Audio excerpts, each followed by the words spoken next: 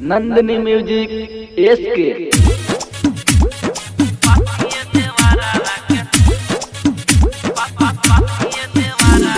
DJ Amit Tiwari अपहर। गवना कराई के हम के लिए आई के छोड़ी के गईल बहारावा। गवना कराई के हम के लिए आई के छोड़ी के गईल बहारावा। अरे पापिए देवरवा के चलते सैया रहब न हम ससुरारवा। अरे पापिए देवरवा के चलते सैया रहब न हम ससुरारवा। डीजे अमित तिवारी अपहर।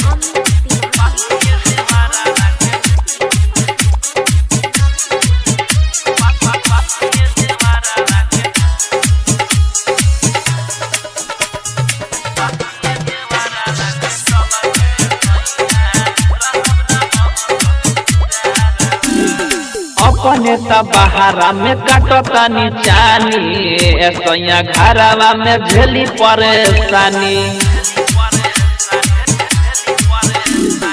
अपने बहारा में काटतानी चानी सैया घरवा में झेली परेशानी।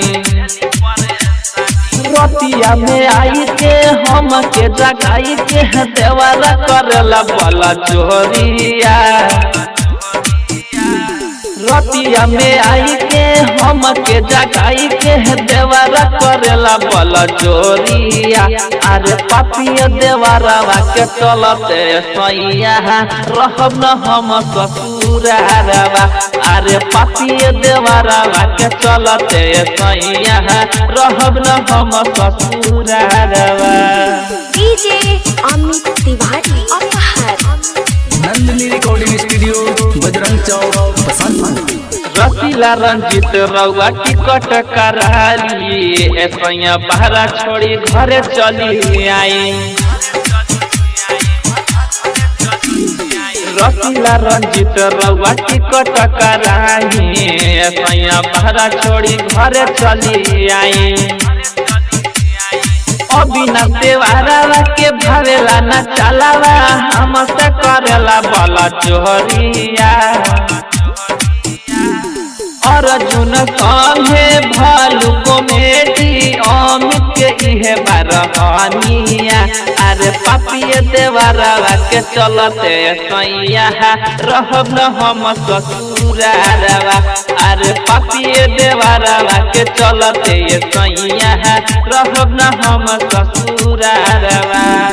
गवना कराई के हम के लिए आई के छोड़ी के गईल बहारावा।